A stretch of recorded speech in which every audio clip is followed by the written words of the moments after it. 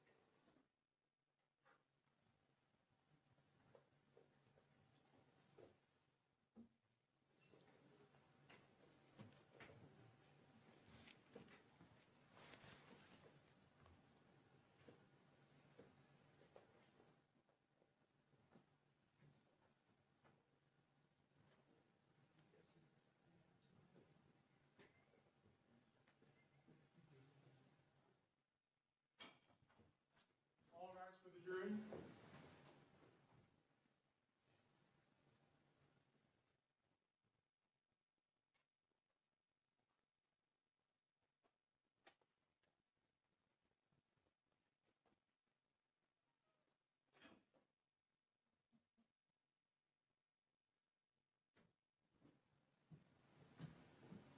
Thank you. Please be seated. We'll go back on the record in the matter of State of Utah versus Martin MacNeill. He is present with his counsel. The state's attorneys are present, and the jury is now seated. Good morning, ladies and gentlemen. The state may call its first witness. State calls David Cragen.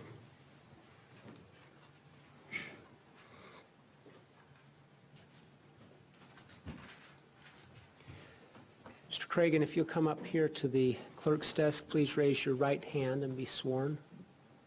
You do solemnly swear the testimony you shall give in the case now pending before the court will be the truth, the whole truth, and nothing but the truth, so help you God. Thank you. If you'll be seated here and respond to counsel's questions. Morning. Good morning. Almost said trick or treat. Will you state and spell your last name for the record? Cragen, C-R-A-G-U-N. And do you have a title associated with your name? I'm a physician, so MD. Dr. Cragen? How are you employed? I'm an interventional cardiologist at Central Utah Clinic here in Provo, Utah. And in order to be an interventional cardiologist, what kind of training, education, and experience do you have? Undergraduate degree, followed by medical school for 4 years, followed by 3 years of internal medicine residency, 3 years of cardiology fellowship, and an additional year of interventional cardiology fellowship. So 15 years of post-high school training. And a total of 7 years of training and education after medical school? Correct. And how long have you been practicing? 6 years. Is this the kind of job a layperson may call a specialist? Yes. What does your practice include? Management of clinical heart patients, from heart attacks to arrhythmias to heart failure to the full spectrum of cardiac disease.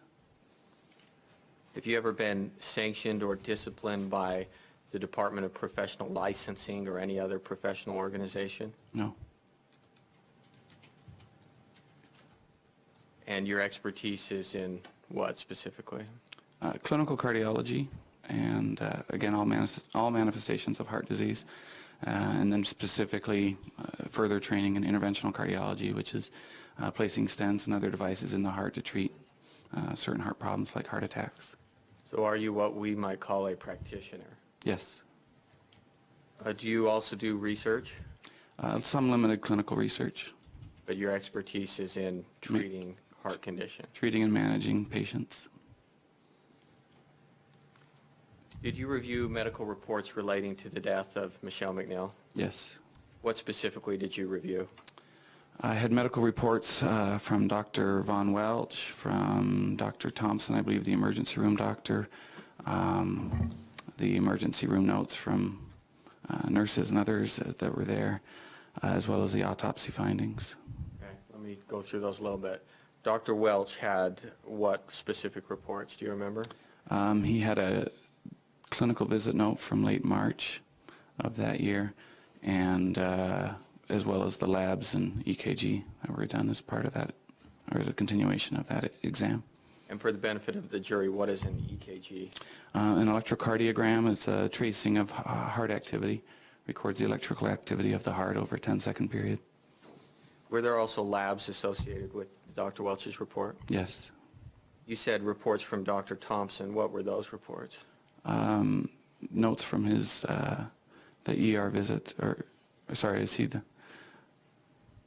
Dr. Thompson is a plastic surgeon. Okay, sorry. Yes, Dr. Thompson. I reviewed his notes related to the to his preoperative exam in the office, as well as the immediate exam done the day of surgery, as well as some of his follow-up notes.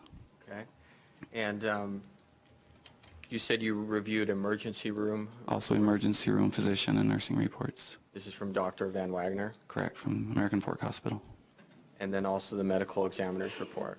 Yes. Is it a common and accepted practice in your field to rely on the medical reports of other doctors in rendering an opinion? Yes, every day I'm asked by other physicians with sometimes more, sometimes less history to make medical decisions and help guide therapy and treatment. And so being an expert in interventional cardiology, people will call you and say, hey, here's the situation, here's what we know, and based on that you'll offer opinions. Absolutely. As a result of your experience and training, have you formed an opinion about the death of Michelle MacNeill as it relates to heart conditions? Yes. What did you do in terms of methodology in order to form an opinion?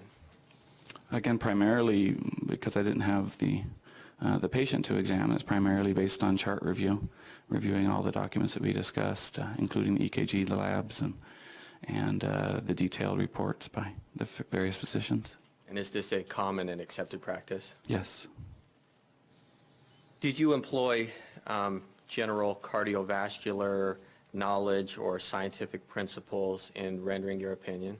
Yes, we try to use the best evidence-based medicine based on the most recent journal articles and the current state of the science. Did your training, both at medical school and your residency and in your fellowship, include education regarding the toxicological effects of drugs on the heart? Yes. Specifically, the drugs that were found in Michelle MacNeill's system. Are you aware of those? Yes. And what effect those can have on the heart? Yes.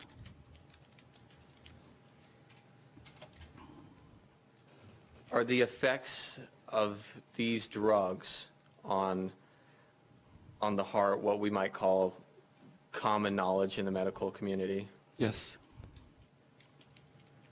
Is it a part of cardiology curriculum Yes. and toxicology? Did you take classes in toxicology? Seminars more than classes. There's some toxicology during medical school. Okay, so are there other ways in which you're familiar with the effects of these drugs on the heart? Yes, we've had, through my training, we've had seminars and frequent discussions of them. This was, in particular, I did my cardiology fellowship training at the University of Arizona, and they have a national center there that specializes in the QT effects of drugs, and so we had local experts there that spoke to us regularly on this subject. Are there risks associated with the use of the drugs that Michelle MacNeill was found to have in her system on the heart? Yes. So how do we account for risks associated with those drugs? I guess I'm not following. Are there ways in which you can be more predictable, you can make better predictions on how a drug might affect a person's heart? Well, I think the dose of a medication that the patient takes affects it, and then the combination with other medications can be somewhat unpredictable because there's so many permutations and combinations that could occur. But are you familiar with the term or diagnosis of myocarditis? yes. What is myocarditis? Myocarditis is an inflammation of heart muscle. Usually, the most common cause in America is viral. So it's after a viral syndrome such as a mild cold or flu. The patient's heart can become inflamed, and as part of that inflammation, the heart can can become involved, and it can lead to heart failure, arrhythmias, chest pain, shortness of breath, those kinds of symptoms. You said that a virus is the most common way that it's caused. Yes. Are you familiar with the term etiology? Yes. What does etiology mean? Etiology is another term. It's a term that we use in medicine to say cause. So etiology would mean it's the cause of another disorder. What are the other potential causes of myocarditis? Metabolic, meaning there could be drugs that could cause the myocarditis. It can certainly happen due to ischemia alone, or meaning lack of oxygen, if you weren't breathing well or something for some time, but that would take some time to develop. How is myocarditis diagnosed? It's generally a clinical diagnosis, meaning that patients come in with the appropriate symptoms, and we review those symptoms, and through a process of elimination of other possibilities, we come to the conclusion that it's myocarditis. It's usually aided by imaging studies. We often would perform an echocardiogram, which is an ultrasound of the heart. We don't see a lot, well, sometimes with myocarditis you can see that the heart is weakened, which is a syndrome called cardiomyopathy, where the heart is actually weakened and not beating as forcefully as it would otherwise. Sometimes you'll see an effusion, which is a small collection of fluid around the heart as part of the inflammation. And then there are other tests, such as a cardiac MRI, which can be done, which is using an MRI machine to look specifically at the heart muscle, and there are certain patterns that can be picked up on a cardiac MRI if it's done that are consistent with myocarditis, and it can even help you narrow in as to which virus is the most likely virus to be the cause. And then the most definitive ways of diagnosing are biopsy, but that's rarely done nowadays because it's hard to do a heart biopsy, somewhat hard to do it. Two, because myocarditis can be patchy, meaning you can see it in some parts of the heart and not others, so a biopsy could miss it, so it has a low chance of picking up it. I guess those are the two main reasons we don't do it routinely. And then the final way of diagnosis is, of course, at autopsy. Okay. But there are a lot of other ways to diagnose this outside of autopsy. Yes, I diagnose lots of living patients with myocarditis. Okay. You remarked on a number of things that you would use in diagnosing this, and I just want to make sure I understand those correctly. It sounds like you pointed out clinical history, lab values, and imaging, either EKG, echocardiogram, or this, I can't remember what, Cardiac MRI. MRI. Mm-hmm. What is the most common way of diagnosing myocarditis? The most common would involve a patient having the appropriate clinical history. EKG may give us some insight into that. An echocardiogram would almost always be done if it's suspected, and sometimes, depending on the degree of symptoms, a heart catheterization or an angiogram might be done to exclude other possible causes. Okay, so the first two you pointed out, it sounds like our clinical history is, would it be fair to say symptoms? Correct. For that, and then imaging? Yes. So are there symptoms associated with myocarditis? Yes, most patients with myocarditis are symptomatic. The most common symptoms are shortness of breath, chest pain. Often they can, if it leads to heart failure, they can have swelling in their ankles, difficulty breathing, being very short of breath. Those would be the most common symptoms. When would they have difficulty breathing? Usually several days after the onset of myocarditis, as if the myocarditis leads to a cardiomyopathy, the weakening of the heart muscle. Okay. So we talked about your education, your experience, your consultation history, your use of medical histories, and your general knowledge of cardiovascular disease. Did you employ all of these things in rendering an opinion about Michelle MacNeill's heart and its relation to her death? Yes. What are your opinions as it relates to Michelle MacNeill's heart and her death? Well, I was asked by a detective on the case to review the case and to review the autopsy findings. And the initial autopsy findings had found that she had died as a result of myocarditis, But on reviewing it, it was listed as a very mild case, histologically, meaning based on the slides that she reviewed. It was felt to be a mild myocarditis, and in my experience, patients with mild myocarditis have mild problems related to the myocarditis. They don't have serious arrhythmias and serious life-threatening complications from mild cases. Most mild cases don't rise to the level of medical detection, probably, but and that's because they have very few complications. So my feeling was that the degree of findings expressed by the initial pathologist on the case did not necessarily suggest that she should have had a lethal complication. Okay. Now, you said you also do clinical review. Did you review Michelle's clinical history as it was given to you? I did, and there were very specific statements in Dr. Von Welch's history and physical that she had no chest pain, she had no shortness of breath, she did not have other symptoms related to that. There were notes in Dr. Thompson's chart that even on the day of her death, that neither, according to his notes, neither Dr. MacNeill nor his daughter, didn't specify which daughter he had spoken to, but neither of them had recognized any symptoms that were unusual, chest pain or shortness of breath and those things.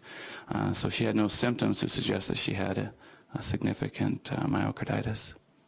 Based on the lack of symptoms, what is your opinion as it relates to a sudden cardiac death? The lack of symptoms and the mild histology both suggest that her course would be benign generally, that the chance of a serious or life-threatening complication would be very rare. You reviewed her blood work as well? I did. This was from her appointment with Dr. Welch in March of 2007? Correct. I believe the appointment was on March 27th, and the blood work was a couple of days later on March 29th. But. Okay. What is your opinion about the blood work? The blood work looked very normal. She had very normal electrolytes and blood counts. And maybe one of the more telling numbers, though, was the BNP, which is it's a hormone made by the heart muscle. And generally, if there's a significant heart process going on, the BNP is elevated, and hers was in the low normal range. So if someone were to have serious complications with myocarditis, you would expect that BNP, and I'm not going to repeat what that word is, but you would expect that BNP number to be a lot higher. Correct. It most commonly would be, yes. Other lab work included at the time she presented to the American Fork Hospital under full arrest. She did have a troponin at that time, which is a protein of inmate and heart muscle that's we only find in the bloodstream in appreciable quantities after somebody's had damage to the heart. That was mildly elevated at 0.22. That could go along with myocarditis, but in the setting of somebody who's been coded for a couple of hours, that would be the most likely cause, meaning her troponin was up, but actually her liver enzymes, which also reflect not getting enough oxygen, were much higher. So the degree of liver damage at that time was still higher than the degree of heart damage at the time of her death. What does that mean? Means, again, the troponin was mildly elevated. This is this protein that indicates some heart damage, but still in a range that would go along with very mild myocarditis, if at all, but more likely due to her long resuscitative efforts. So is it fair to say that you're saying it's hard to extrapolate any specific finding in light of that? Well, I think if myocarditis were the cause of her demise, I would have expected the troponin to be much higher. Okay. You've talked about lab work and a lack of symptomology. In sum, what is your opinion as it relates to myocarditis? I think the lack of symptomatology and the lab work that we have available make it very unlikely that her myocarditis was severe enough to present her a significant risk of cardiac death. Did you also review EKGs? I did. Which EKGs did you review? I had an EKG from late March 2007, and also there was a comparator from 2003. What can you tell us about these EKGs and as it relates to her heart prior to her death? Both EKGs looked quite normal. There were no changes that might suggest, on either EKG, there were no changes of any significance to suggest significant underlying coronary disease, myocarditis, or other heart disease. Let's assume Michelle MacNeill came into your office on March 29th of 2007 and you ran an EKG on her. And the result was the same as her EKG that was ran by Dr. Welch at that same time. And you have all of the training and experience you have now. Would you be concerned about her risk for a sudden arrhythmia? No. Why not? Because she has very few predictors on that EKG of significant heart disease. Are you familiar with the QTC figure or interval? Or? Yes. And what is that? So the QT is the amount of time, and it was explained briefly yesterday, but it's the amount of time that it takes the heart to discharge and recharge with every heartbeat. With each heartbeat that we have, our heart discharges from top to bottom, and that's the Q part of it. And then the T is how long it takes to recharge and get ready for the next heartbeat. And it's something that we've been measuring as long as we've been doing EKGs, which is most of the last 100 years. That helps us understand how the heart's doing, if the heart's struggling, and how effectively it's recharging. And I put a letter. I put a letter at the end of that acronym, QTC. What does the C stand for? Yeah.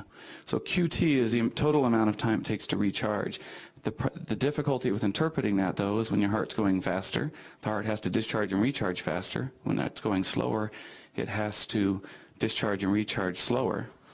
And so the C stands for corrected, meaning that we have a formula that we apply to the QT that corrects it for the heart rate and allows us to compare one EKG to another. Even if the patient's heart rate is 60 on one and 80 on another, we can compare the two because we can correct them with this formula.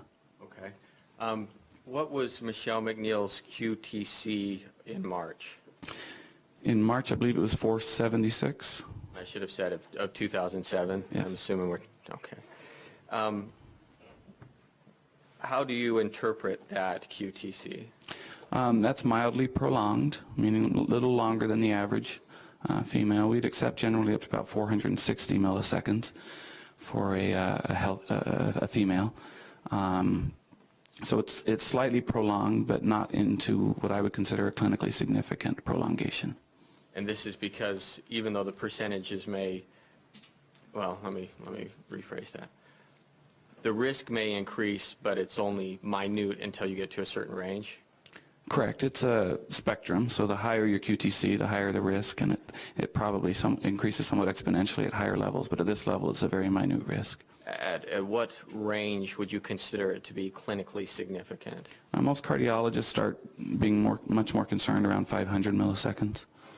What do you think about the process of using a single QTC reading to interpret that as this person having a longer interval? I certainly don't do it in my practice. I think that each EKG is different. If I did an EKG on the same person a few minutes apart, the QTCs will be slightly different. There's a natural variation, just like our blood pressures are different. If we checked even in both arms at the same time, we'll come up with a couple of points difference just because partly the limitations of our testing and partly just normal physiology.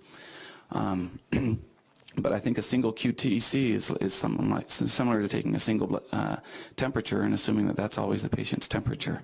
So QTCs vary from time to time. And in fact, as I mentioned, I reviewed her comparator EKG from 2003, at which time her QTC was 426. So her QTC, which was an entirely normal value. So her QTC has varied somewhat. Some of that may be because of hypertensive heart disease, and things had changed in those 5 years, and some of it may be the natural variation in testing. Similar to myocarditis, would you expect certain symptomology for extended hypertension? No, we generally consider hypertension or high blood pressure to be a silent killer for most people. It's just a very benign disease in terms of symptoms until it leads to heart attacks, strokes, or other serious complications. Okay. You mentioned that your training includes the effects of drugs or pharmaceuticals on the heart. Yes. And you said you were aware of the drugs that were found in Michelle's system at the time of her death. Yes. What drugs were those? The ones that I understand are diazepam or Valium, Zolpidem or Ambien, promethazine or Phenergan, and oxycodone. What effect, if any, in your opinion, would those drugs have on Michelle MacNeill's heart? Objection, Your Honor, found in relation to the amount of drugs that could possibly have an effect. Overruled. He may answer. You want me to ask that question again, or do you remember it? I remember. Okay. So of the 4 drugs mentioned, promethazine is the one that is known to cause QT prolongation or lengthen that time that it takes the heart to recharge. Do these drugs or the narcotics, can they lengthen the QT interval?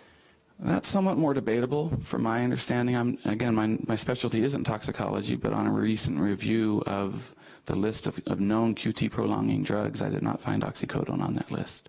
Okay, what about, so which ones could elongate them? Promethazine in particular, or Phenergan, the nausea medicine that she had been given. And this would be dose dependent? It is. So the more you have, the more it would prolong that? Typically, yes. What about the Valium or the Zolpidem? Again, to my knowledge, and with a careful review recently of QT prolonging drugs, they are not felt to be significant prolongers. How is your general opinion on this case affected by the pharmaceutical drugs found in her system at the time of her death? I'm not trained in knowing what the different levels of the drugs mean, so I don't know that it affected me dramatically.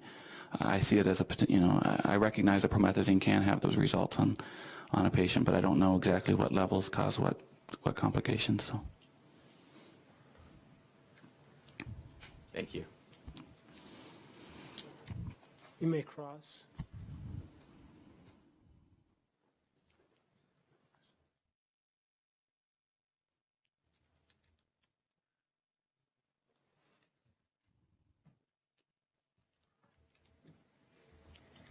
Dr. Cragen, based upon the clinical symptoms that you've been able to identify from the records that you've reviewed, you didn't see anything that would have led you, if you were the treating physician of Michelle, to refrain from prescribing promethazine? Absolutely not. Maybe my question wasn't right. Let me just make sure I was clear.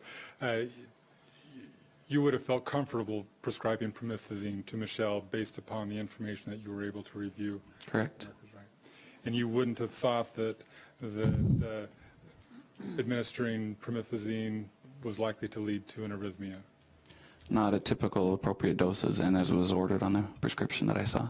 As I understand your testimony from before, while 476 on the QT interval is a little higher and may have a bit of an increased risk, you wouldn't be particularly worried until it got to 500 on the QTC interval. Correct. Okay. That's all the questions I have. Thank you. Anything else? Oh, Your Honor. Ladies and gentlemen, any questions for Dr. Cragen?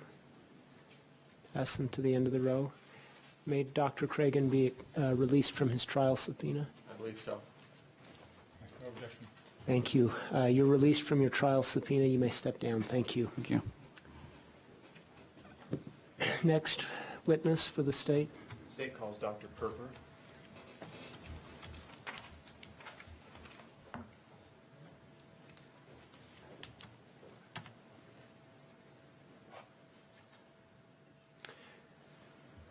Dr. Perper, if you'll come forward to the clerk's desk, please raise your right hand and be sworn. You do solemnly swear the testimony you shall give in the case now pending before the court will be the truth, the whole truth, and nothing but the truth, so help you God. I do. Thank you. If you'll be seated here to my left and respond to counsel's questions.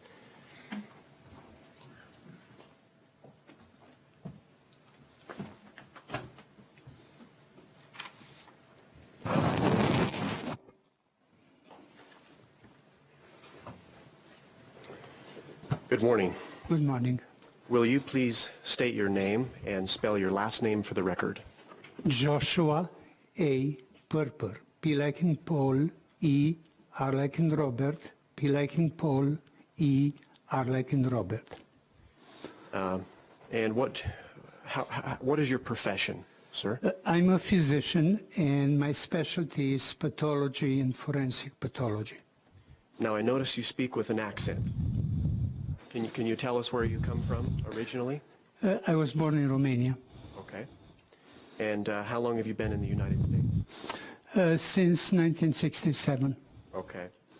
Are you currently employed, Dr. Purper? No, I am, until 2 years ago, I was the chief medical examiner for Broward County. This is the area of Fort Lauderdale. And now I am retired for about 2 years since December 2011. Okay. And I am, however, practicing as a consultant medical legal expert and also writing articles and books and giving occasional lectures. Thank you. I'm going to ask you a few questions about your background as far as schooling and work experience and so forth. If you'll bear with me for just a few minutes. You indicate that you're a doctor. Where did you receive your schooling? I have the following academic degrees. I have a medical degree from the Medical School of Hebrew University. I have a law degree from the Law School of Hebrew University. And I have a Master of Science in Forensic from Johns Hopkins University. Can you describe what residencies you completed? Yes, I have a residency of 4 years in Israel in pathology. I have 1 year of residence in pathology at the University of Maryland, and I have also 2 years of training and residency in forensic pathology at the Office of the Chief Medical Examiner in Baltimore, Maryland, starting from 1967. You mentioned pathology. What is pathology? Pathology is the branch of medicine which studies the causes and the changes produced by disease and injury in the human body. And forensic pathology is a subspecialty of pathology which is concerned with the analysis and investigation of sudden, unexpected, suspicious, or violent death, or death which appear natural and happen under unusual circumstances. You indicated that you were the chief medical examiner for Broward County in Florida. Can you talk about your work experience going back from Broward County? Right. From 1967 to 1972, I was an associate medical examiner and a research fellow at the Office of Chief Medical Examiner in Baltimore, Maryland. From 1972 to 1980, I was the chief forensic pathologist at the Office of the Coroner in Allegheny County, Pennsylvania. That's the area of Pittsburgh.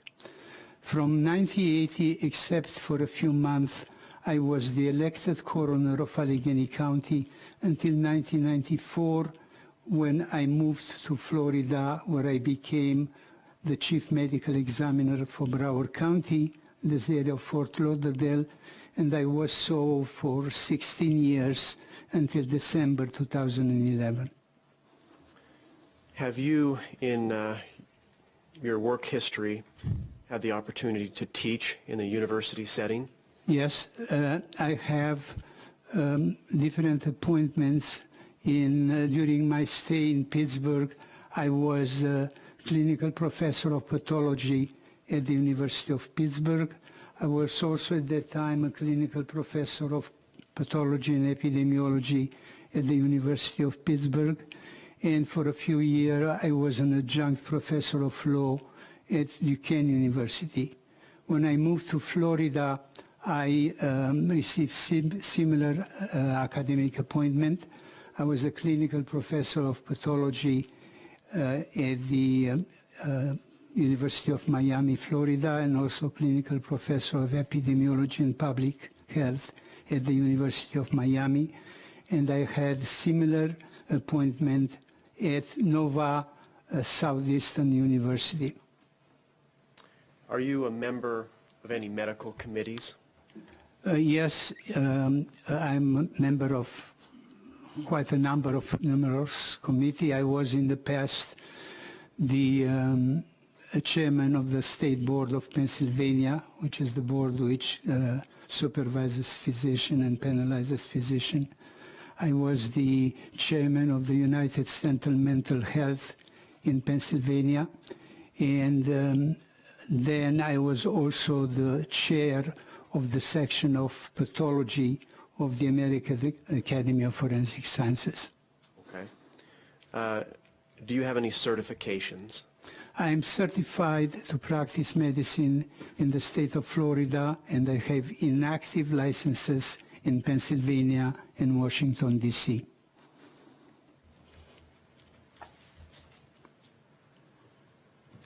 Have you, in your experience, ever received awards for your contribution in the... Yes, I received different awards, including the Milton Helper Award of the American Academy of Forensic Sciences for contribution to forensic medicine in the United States. Are you published? Yes, I published about 10 books, or including both books and chapters and books. The 4 books which the primary 4 books which I wrote include the microscopic diagnosis in forensic pathology, the book When to Call the Doctor, and the book about when doctors steal, how and why, and under what circumstances. And there are some other books and publication which there are about 100 or 120.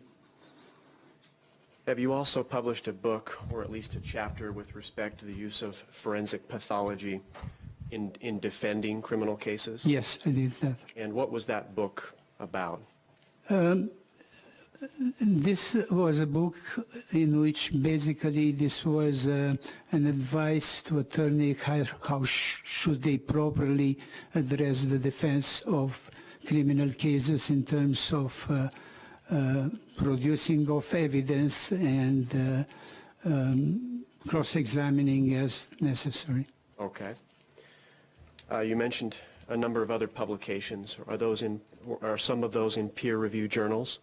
Yes, probably more than 95 of my publication appeared in public reviews, professional review journals.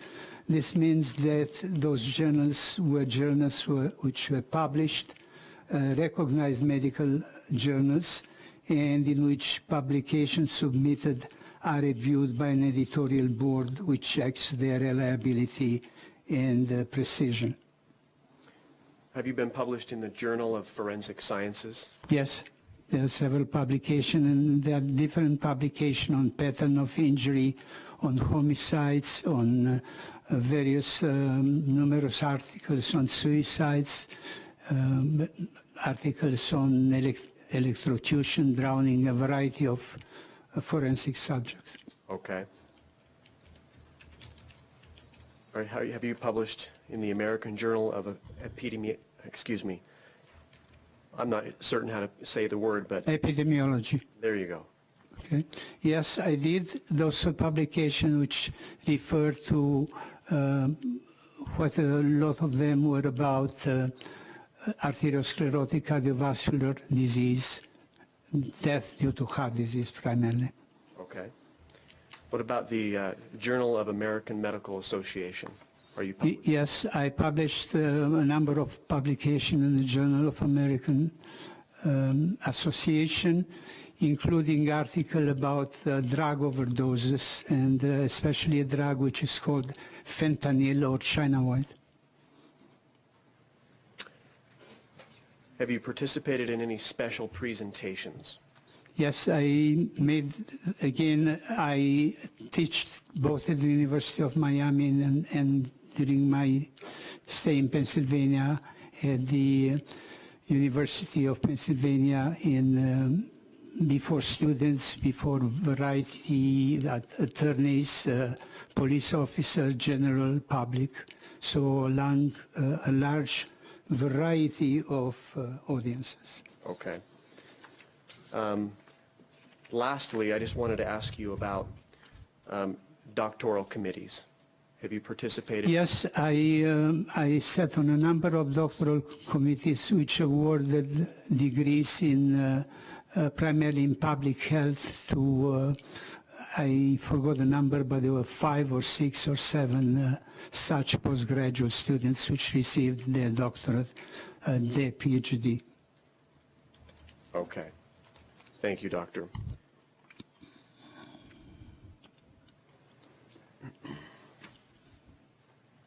Can you just briefly describe, and is it correct that you were in the court yesterday and listened to the testimony of Dr. Todd Gray? Yes. Okay. Will you briefly describe for the jury the role of a medical examiner? The role of a medical examiner is defined in almost all United States by statute. And with some differences, the function are in the investigation of sudden, unexpected, suspicious or violent death. Sometimes those deaths are listed like being death of infants or death of drowning or death on vessels in United States water.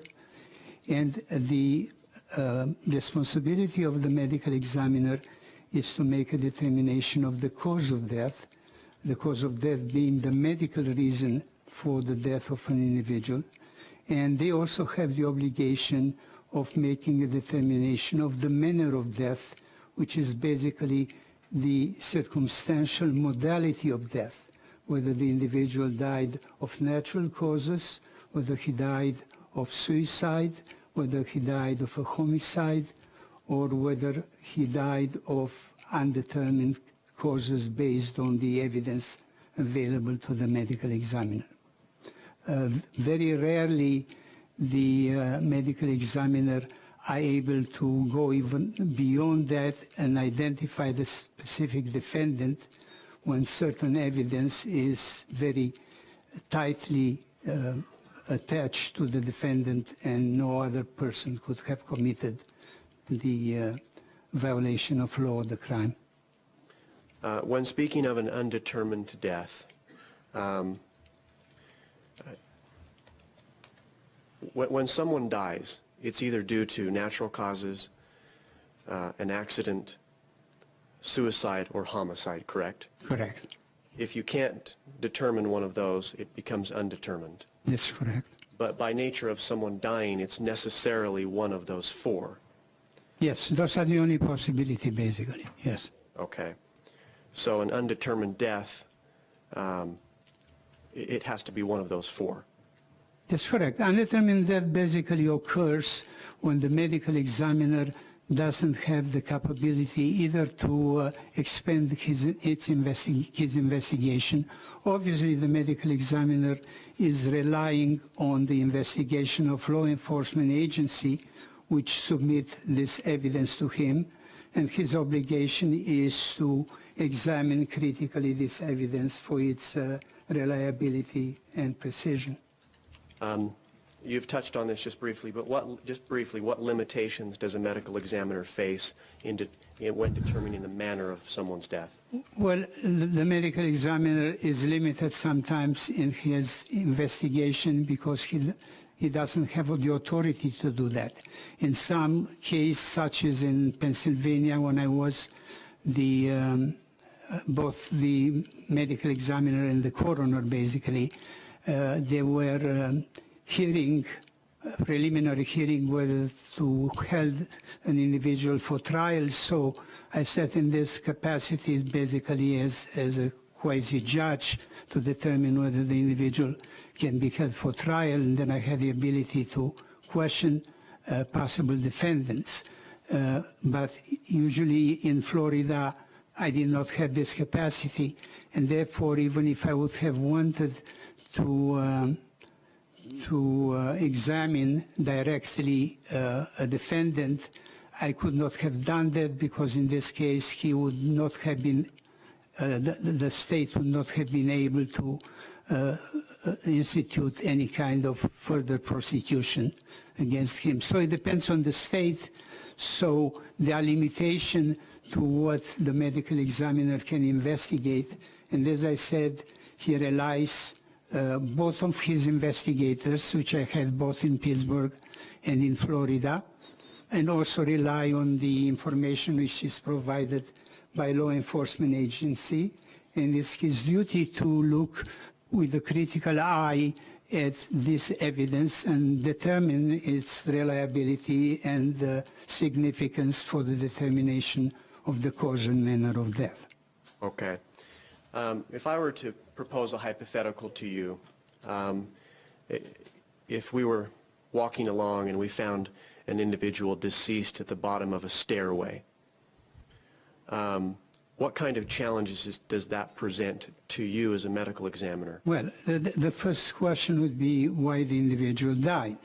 If the individual doesn't have any kind of physical injury or has insignificant physical injury and has evidence of natural disease, then obviously this is the reason, would be the most likely reason for his death. However, even in those cases, we will do what is called toxicological determination to find out whether he was not intoxicated by alcohol or by drugs, and therefore his death was due to drugs or alcohol.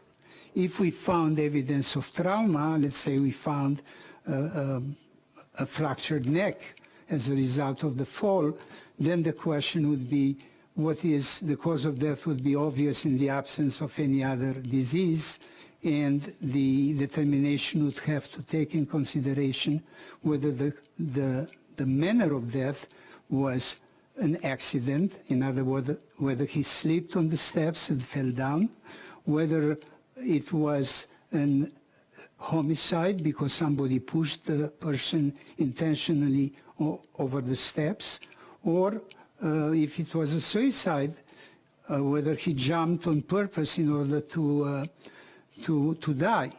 And in addition to that, obviously, we would look if he has any natural disease, such as a heart attack, which could have been substantiated by examination of the heart, to find whether a heart disease and a so-called heart attack did not precipitate the fall. So the fact that we know the cause of death and we know the place of death cannot by itself determine or guide us toward the determination of the manner of death, and the investigation has to be expanded accordingly. Are you familiar with the case involving the decedent Michelle MacNeill? Yes, I am. And she died on April 11th, 2007. Yes, I am. Were you asked to review an investigation and certain autopsy reports to render some opinions in this case? Yes, sometimes I believe in late October and November 2011, I was asked whether I'm ready to perform an evaluation of the case and express an opinion about the cause and manner of death. And I said that I'm ready to do that, and as a result of that, I was sent quite a lot of documentation, and also I asked to review the autopsy report and to look at the microscopic slides of tissue section which were taken during the autopsy of Michelle MacNeill. What's the purpose of looking at the autopsy slides? What does that help you to do? Well, the purpose of looking at the autopsy slides is to see whether the tissue section present in the slides show any kind of natural disease or injury which can be helpful in assisting in determining what was the cause of death and sometimes the manner of death, in conjunction with all the other elements, including the autopsy findings, which were done by examining the body through the naked eye, and again by the circumstantial evidence, which I explained before, is very important in determining the manner of death. What slides from what tissue samples did you look at? The slides of the tissue samples were slides of the heart, slides of the lung, slides of the kidney, and slides of the liver. Did you find those slides to be helpful in your determination? Yes. Okay. And were these the same slides that were looked at by Dr. Fricke and Dr. Gray in relationship to this case? This is my understanding. Okay. Did you also have the opportunity to review toxicology reports? Yes, correct. Okay. Have you also had occasion to look at some blood lab results from the decedent, Michelle MacNeill? Yes, I also had the opportunity of looking of blood, both what we call hemogram, in other words, analysis of the blood in terms of elements of the blood presence, and also chemistry of the blood. And some of them were from 2003 when Michelle was hospitalized, and also which were taken at the time when she was brought to the hospital. Also in this particular case, it was interesting because about 8 days prior to her death, she had a plastic operation, and prior to the operation, as part of the surgical preparation, there were blood tests taken both in terms of the hemogram, which I explained what it was, and in terms of the blood chemistry to verify that surgery can be performed. Did you find those lab results helpful? Yes. Okay. Dr. Perper, did you ultimately form an opinion after reviewing all of these materials as to Michelle MacNeill's cause of death? Yes. And what was your opinion? My opinion was that Michelle died as a result of drowning, and in addition to that, she had some drugs on board which were not in toxic or lethal levels, but in my opinion could have contributed to her death. Are you aware of the opinion from Dr. Fricke, the doctor that performed the autopsy? Yes. She indicated that Michelle appeared to have died of heart disease, myocarditis, and hypertension. Yes. Are you also familiar with Dr. Gray's addendum to the case? Yes. He indicated Michelle died of heart disease, the myocarditis, and hypertension combined with drug toxicity. Yes. Do you have an opinion as to the diagnosis of myocarditis? Yes. I looked very carefully at the slides of the heart of this individual, and there were 4 such sections. In other words, what we looked is that the pathologist who is doing the autopsy takes actual sections from the tissue of the heart. Those sections are then prepared in a special way. The water is taken out by dehydrating the specimen. The specimen is then specially prepared, placed in blocks of paraffin, and then cut in very, very very thin section. So those sections then can be stained in order to demonstrate the differences between the different components of the cells which form the tissue. And the cells have as a nucleus, as you all know, and this is stained with a stain which has an affinity for the nucleus, which is acid, and therefore it stains in blue. And the cytoplasm, this is the environment in which the nucleus in the cell is present, is stained by a stain which is called eosin, and stains the cytoplasm in pink.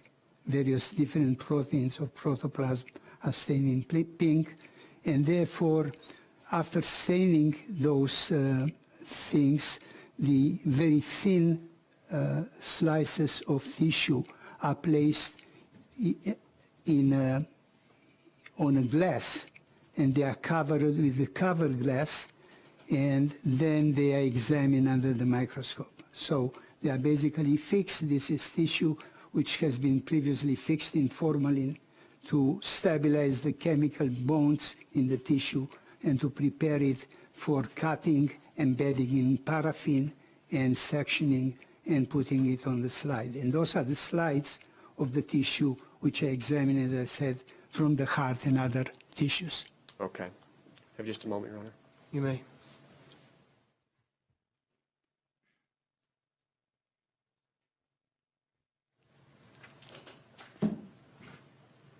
Dr. Perper, I'm handing you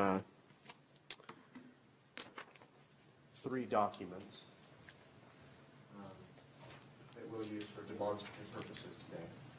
Do you recognize those? Yes, I do. And what are those? Those are photographs, or rather microphotographs, which were taken from section areas of section of the heart, which were examined by me under the microscope. And the microscope is connected to a camera, which is a Leica camera. And this camera takes photographs at different magnification according to the magnification which are set to me under the microscope when I look at those slides. So those are photographs taken of lung tissue at different magnification, because just by looking at the heart, it looks very much like any kind of muscle, because the heart is a muscle. On the bottom left, it identifies a number.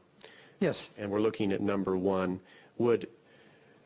First of all, Dr. Perper, when you are looking for evidence of myocarditis, you mentioned a stain that's used.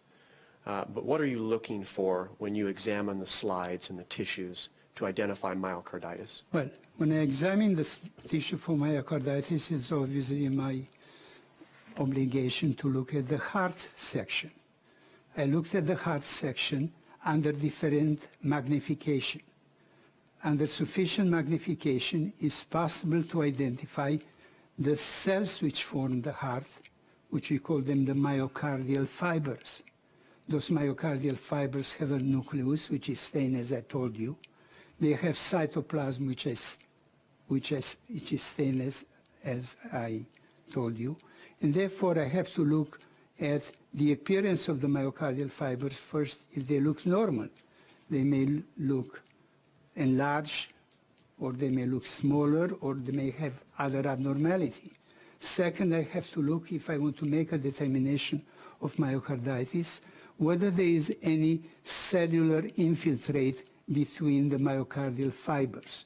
In other words, whether they are inflammatory cells, cells which appear when there is an inflammation of the body. And those cells can be seen between the myocardial fibers, and they affect adversely the myocardial fibers because they can be damaged or totally destroyed, or what we call necrotic. Those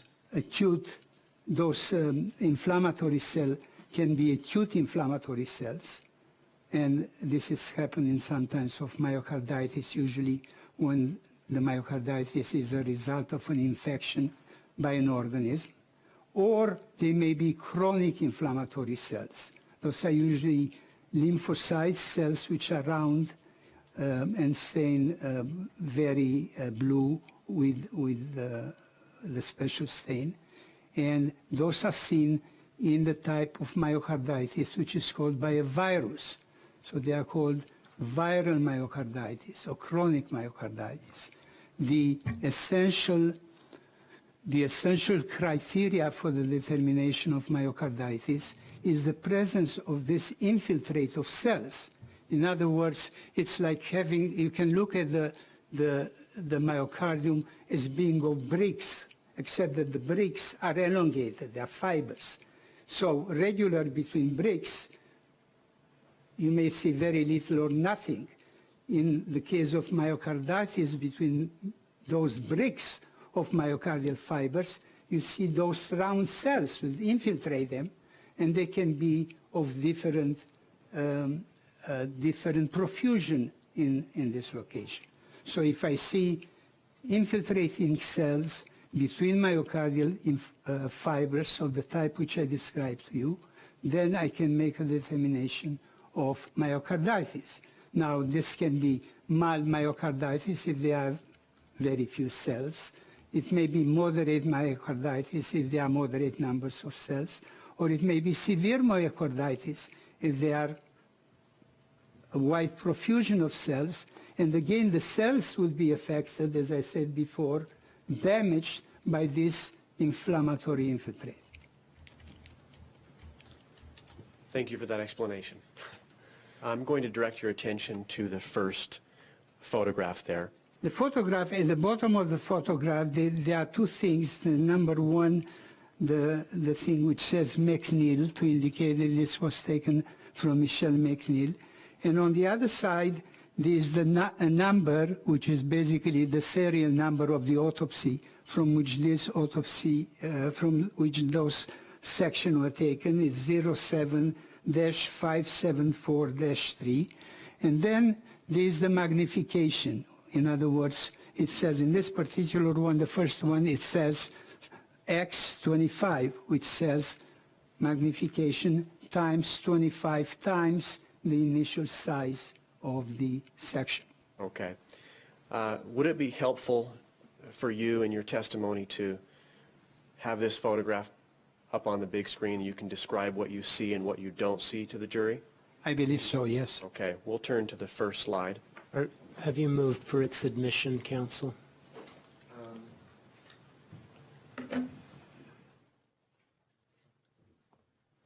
Judge, if I can approach, I'll mark these. If you would.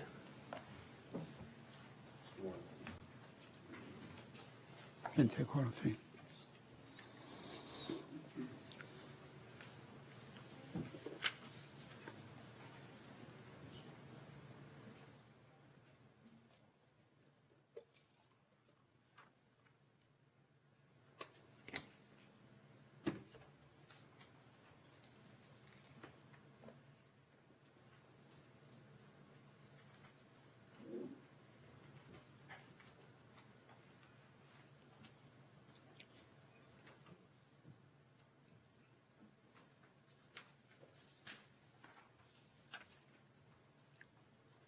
Doctor, I'm directing your attention to number 52.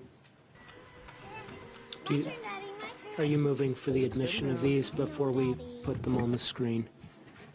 And I move to admit 52, 53, and 54, Your Honor. Any objection from the defense? No objection, Your Honor. States 52, 53, and 54 are received. Thank you. Doctor, I have a laser pointer here that may help you direct the jury to what you're looking at here. Yes. If you need to come down and approach, you can. That's fine, I can do it for okay. What you have here is an image of the heart muscle at 25 magnification. At this time, what you see those basically masses of pinkish tissue, which are the muscle fiber. And here you see an area which is about 1/4 millimeter, which you basically on the naked eye you wouldn't see it. A millimeter is about 1/16 of an inch. So this would be about 1/4 of a 1/15 of an inch. And if you look carefully at it, you see that there is here some kind of whitish discoloration. It's really not, this magnification is not terribly clear, but I wanted to show you the entire section. This is a scar. This we call it a focal scar.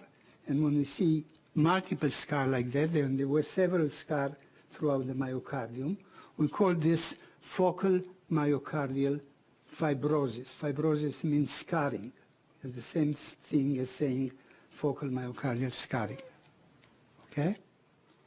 The muscle here, basically the heart muscle, is like a mesh, like a network of fibers which act in unison.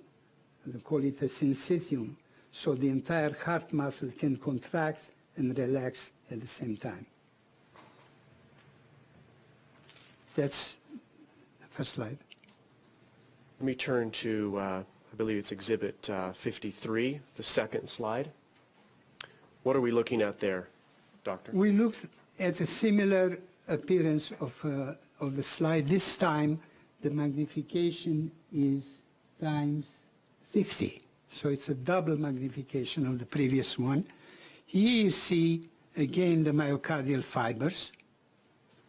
And here you see much more clearly this area of whitish tissue in which you cannot see at this magnification.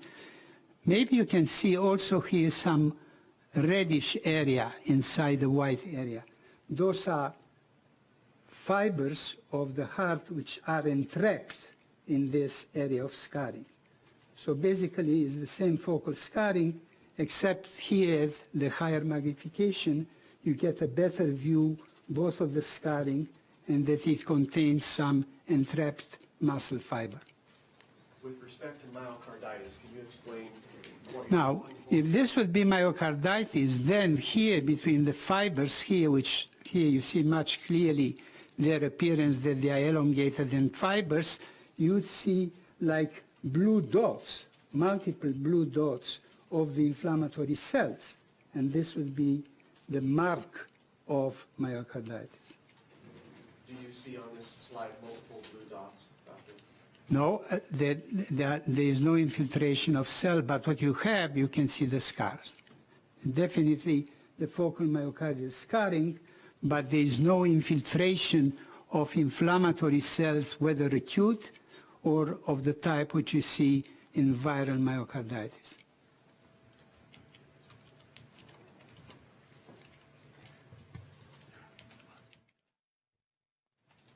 Dr. Perper, as I look at this slide, I do see some darker discoloration. What is that?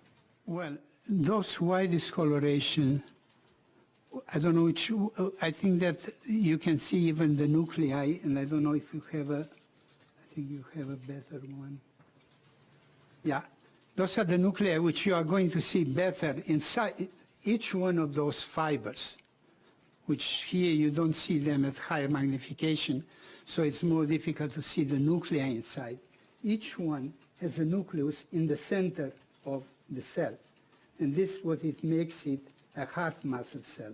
Usually muscle from the arms, what we call peripheral muscle, don't have the nuclei in the center, they have them in the periphery, as you are going to see in the next slide. Turning to Exhibit 54. Right. What are we looking at on this slide here, Dr. This slide is done at much higher magnification at 200.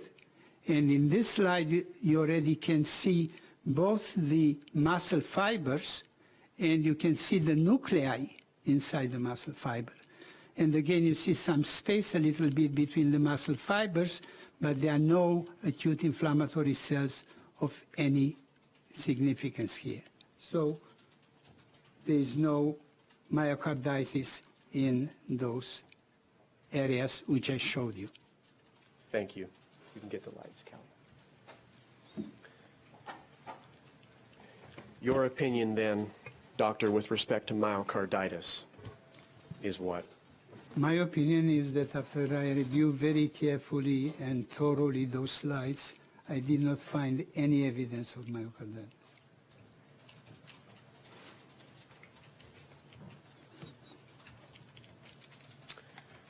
Are you able to explain, is it possible to misdiagnose myocarditis? Is it possible to see something on those slides that appeared to be myocarditis, but it just wasn't?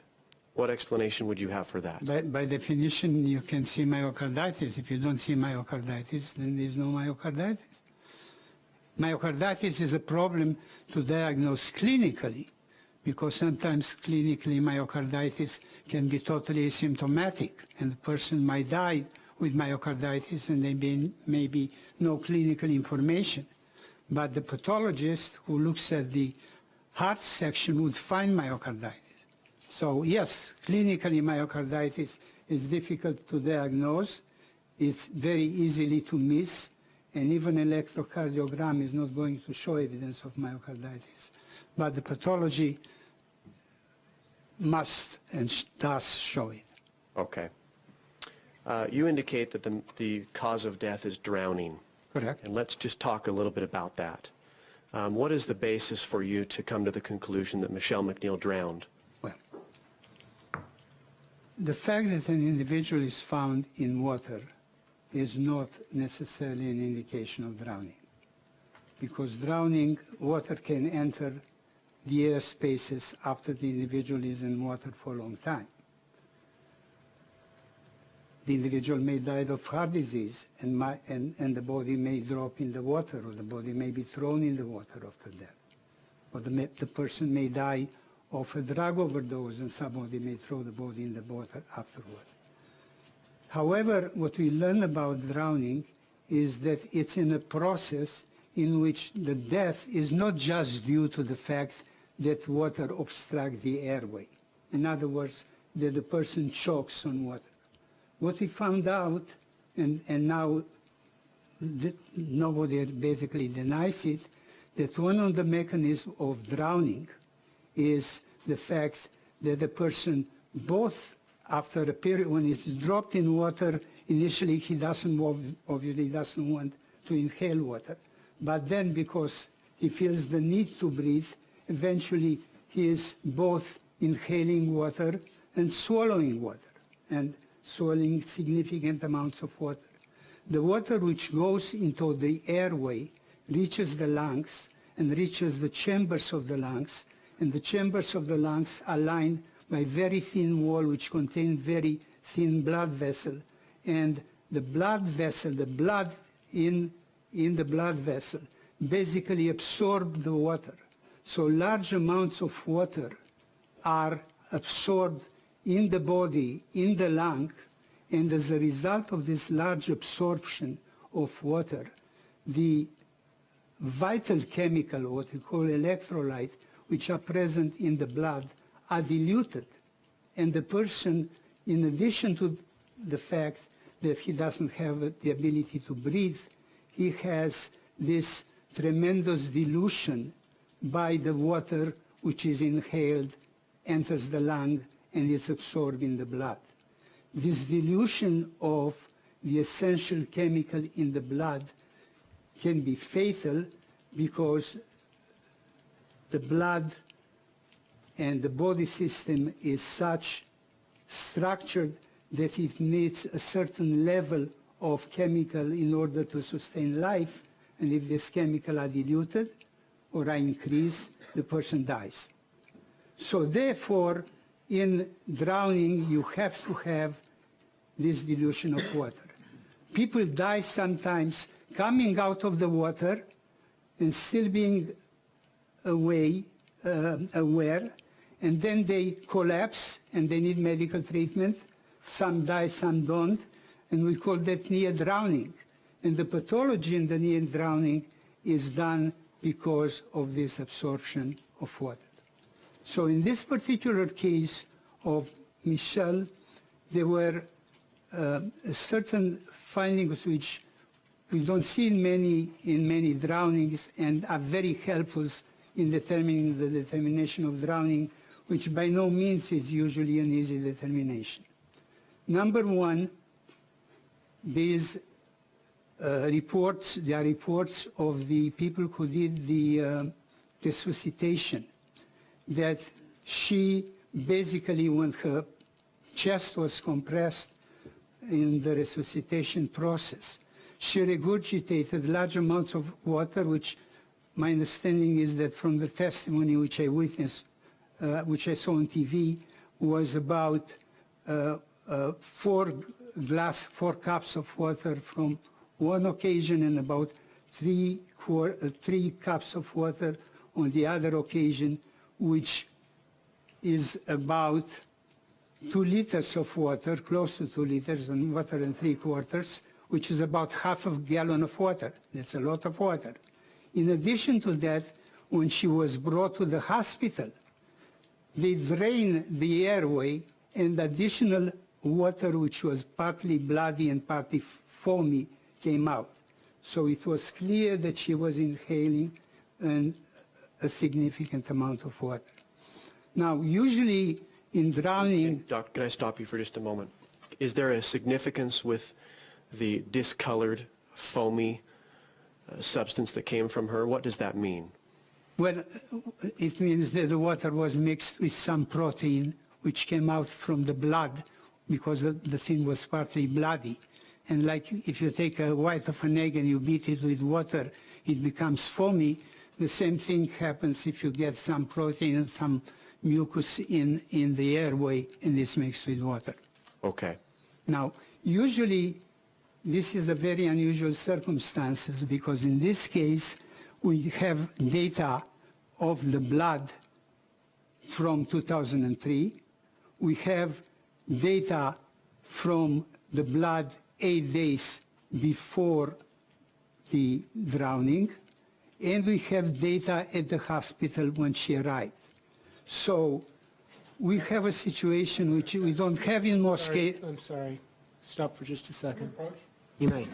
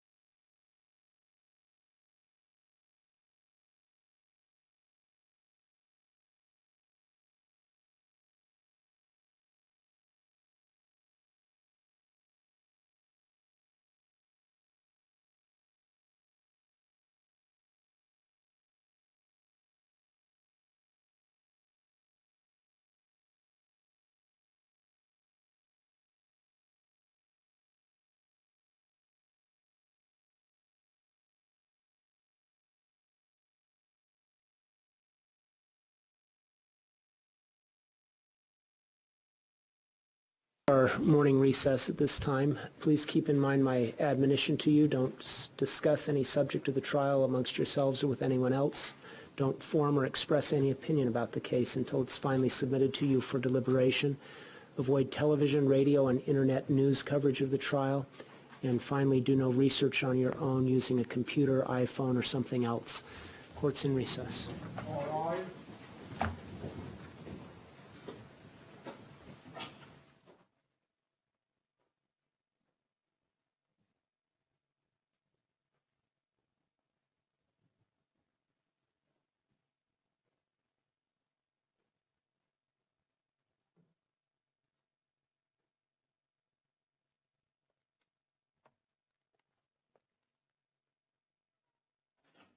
Thank you. Please be seated. You may step down, Dr. Parker. Thank you. You may. Yeah, restrooms are outside the door if you need them. We are now outside the presence of the jury, but remain on the record. We've had a fairly extensive bench conference. I'd like you to, Mr. Spencer, state your objection on the record again. Your Honor, it appears that Dr. Perper has done some extensive additional research on the case and analysis that has not been fairly disclosed to the defense. Specifically, what is that? Specifically in relation to opinions that he seems to be prepared to give in comparing lab tests from 2003 as well as lab tests from 2007, shortly before the plastic surgery that were done on March 29. And then the last one post-death, correct? The last one post-death. And there has not been fair notice of that. These are blood tests, correct? Blood tests, yes. At the preliminary hearing, well, first of all, there's nothing mentioned in his report about his evaluation of lab tests as having anything to do with his determination of drowning as a cause of death. Second, at the preliminary hearing on direct exam, he didn't bring up, to my recollection, anything about lab tests in support of his determination of the cause of death. During cross-examination, I asked him a number of questions about comparing the March 29, 2007 labs and the April 11, 2007 labs for the purpose of ascertaining if changes were consistent with hepatitis or not. He responded to a number of those questions and said that no, it's not consistent with hepatitis, it's consistent with dilution, he said. And I'll find the site here in a minute, but it's my recollection that we then got to the point that I asked him about drowning and what lab results he felt were consistent with a dilution that would be indicative of drowning, and he said sodium was the only one that he felt was consistent with drowning, is my recollection. In the blood testing? In the blood testing, yes. And now it seems that he has got lots of other thoughts on that, and none of which has been disclosed to me. The state says that he's been made available to me. Well, he was made available to me when I was given notice that he was made available was after I submitted my expert reports. And so he was made available for me to talk with him in relation to rebuttal of my experts, of which I was told he had some rebuttal. I did call and talk to him about that, and we probably spoke for 20, 30 minutes, almost all of which time was spent in him sharing his beliefs as to why the expert reports that I submitted were not accurate in this way or that. Did any of that conversation relate to blood value comparisons? No, not to my recollection, with the exception of hepatitis, and that we again discussed his opinion that my expert, Dr. Lee's opinions in relation to hepatitis, he said were wrong. I don't recall, even in relation to that, I don't recall any discussion in relation to the lab values. His primary argument was that the liver did not show any signs of necrosis in the slide the one slide that we have of the liver, and therefore Dr. Lee's opinion that Michelle was beginning to show signs of anesthesia-induced hepatitis was wrong.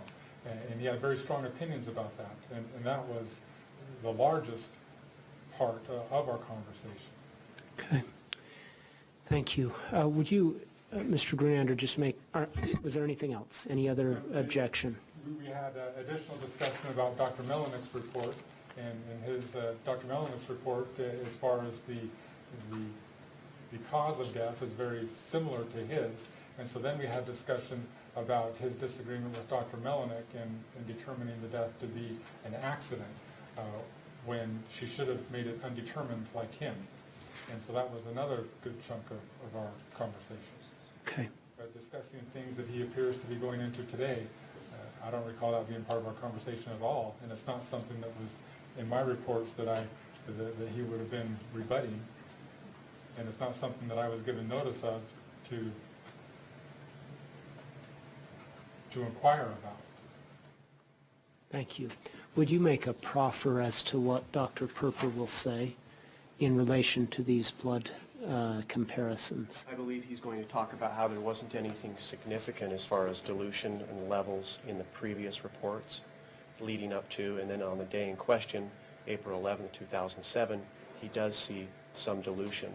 And he can talk about, for example, the sodium may not be as diluted as he would think it would be because she was administered bicarbonate by EMTs and at the ER as well. There might be some discussion with respect to calcium on that issue as well. What I'd like to do is make sure that I have a clear proffer of what he's going to say for the record in the event that any of it's excluded, so that we have a record of that. Do you need to speak with him to make a complete proffer? A little bit more on some of the details. Okay, why don't you have him in? Why don't you, we could just put him on. Let's hear what he has to say.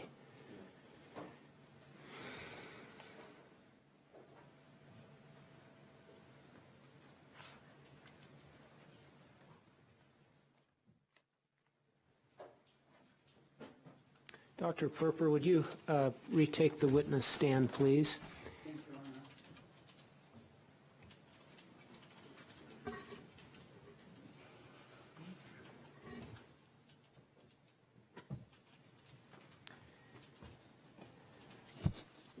By way of explanation, the defense has objected to certain parts of your testimony, and I need to make a decision about that. Mr. Grunander, outside the presence of the jury, is going to ask you questions, and that way I can understand your answers, and then I'll make a decision about that. Yes, Your Honor. Dr. Perper, you've referred to some lab results that were taken from blood samples from different periods of time. Yes. What are those? What's the timing of the results we're talking about today?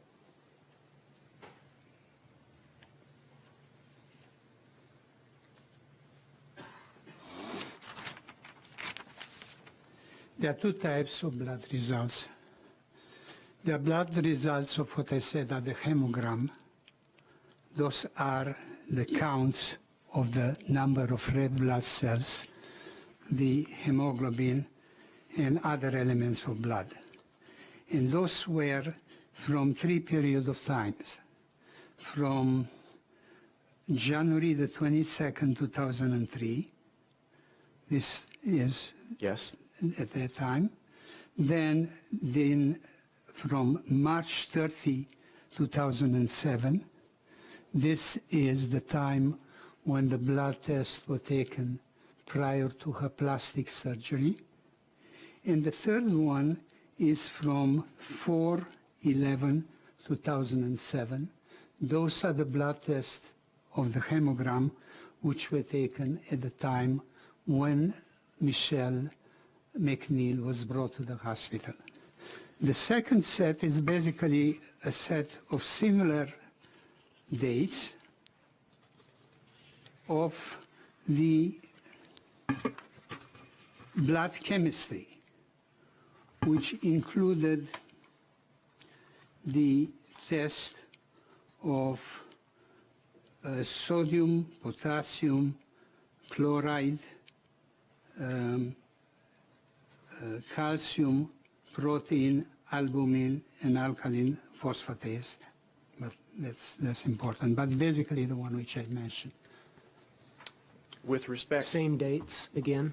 I'm sorry?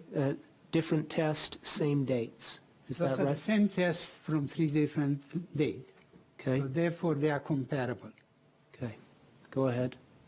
with respect, you were about to testify about the dilution or the lack of dilution. You were going to make some comparisons. What my testimony is going to show is that, number one, remember there are two sets of tests, one from 2003 and sets from 2007.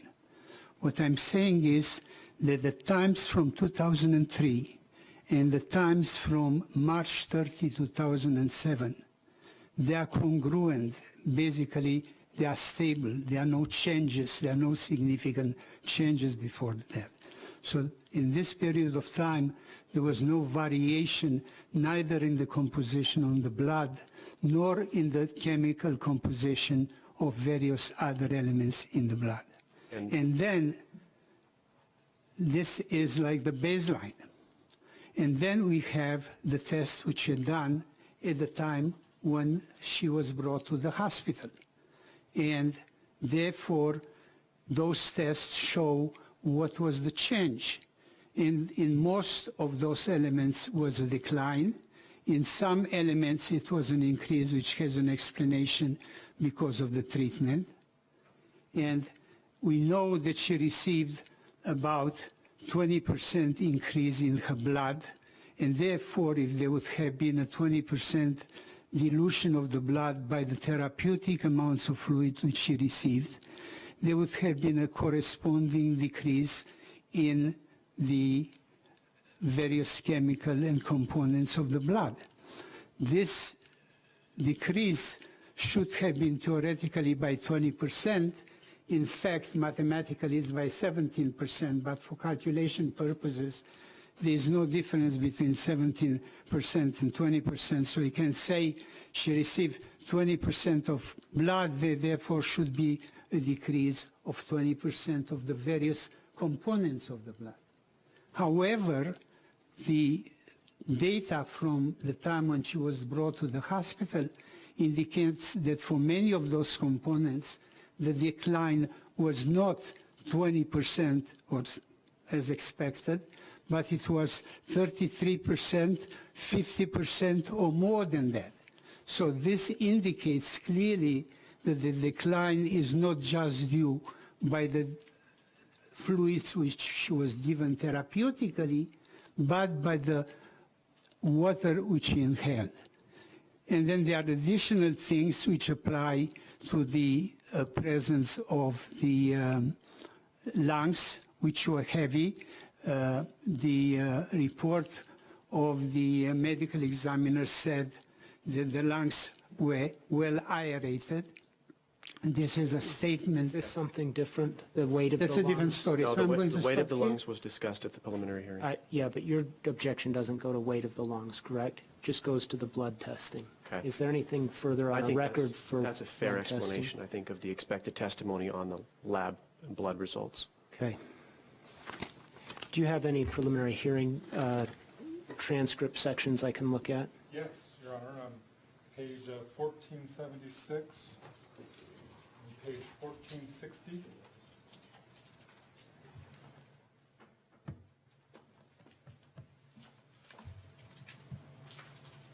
And let's see.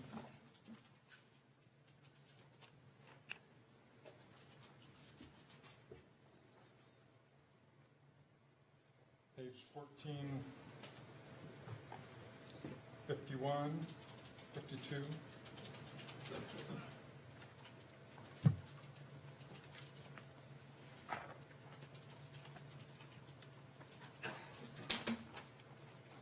The other issue, Your Honor, if I may, in light of the proffer, Go ahead. is it's not just that it wasn't disclosed, is that his testimony is not generally accepted in the scientific community. When the person dies, even as he testified at the preliminary hearing, a process of hemolysis occurs. And with hemolysis, then the potassium typically increases in the blood, sodium would decrease. There's no way that he can possibly tell what percentage of these changes in electrolytes is due to hemolysis and what percentage is due to the possible ingestion of water. Furthermore, the scientific literature is quite clear that in almost all cases when people drown, it's not a large amount of water that is ingested. It's typically a small amount. Hearing, I'm sorry, Judge. any pages of the preliminary hearing transcript you would like me to look at? 1455, if that wasn't already discussed, Okay. talks about the dilution of blood and the chemicals in the blood which is absorbed from the lungs.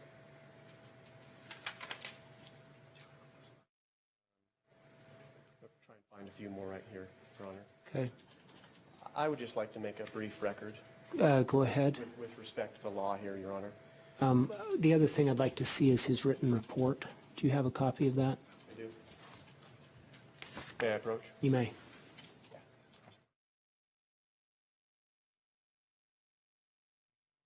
Let me get a pristine copy, Your Honor. Okay.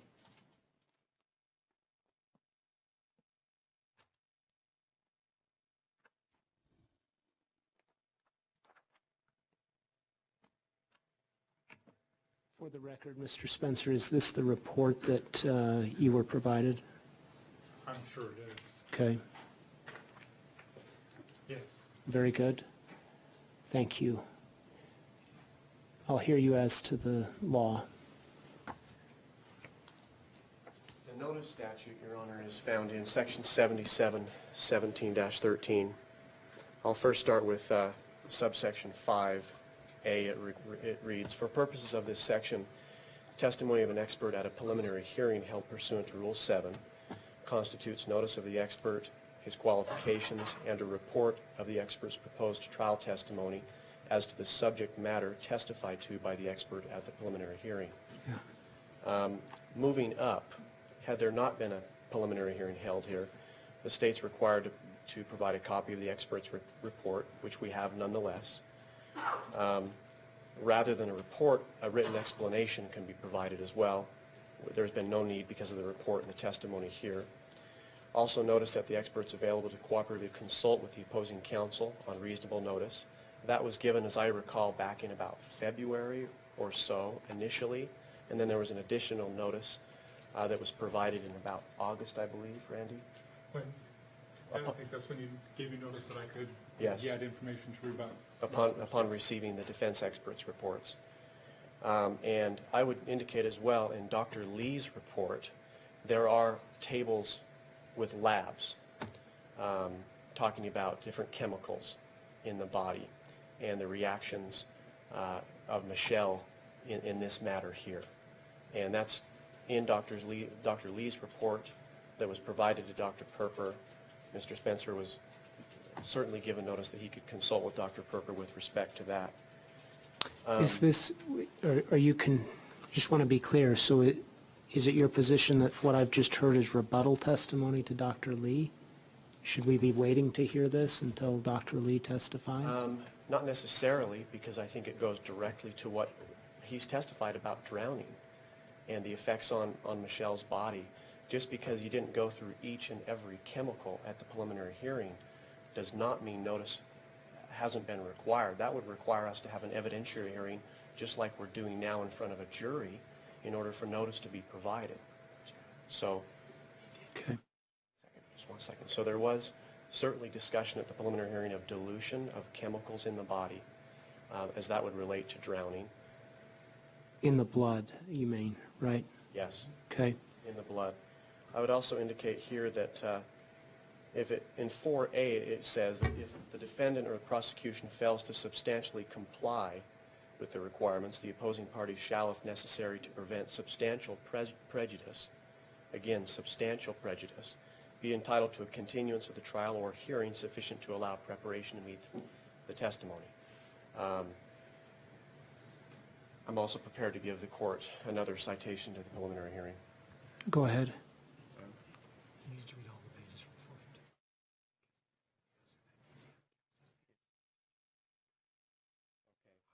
It's page 455.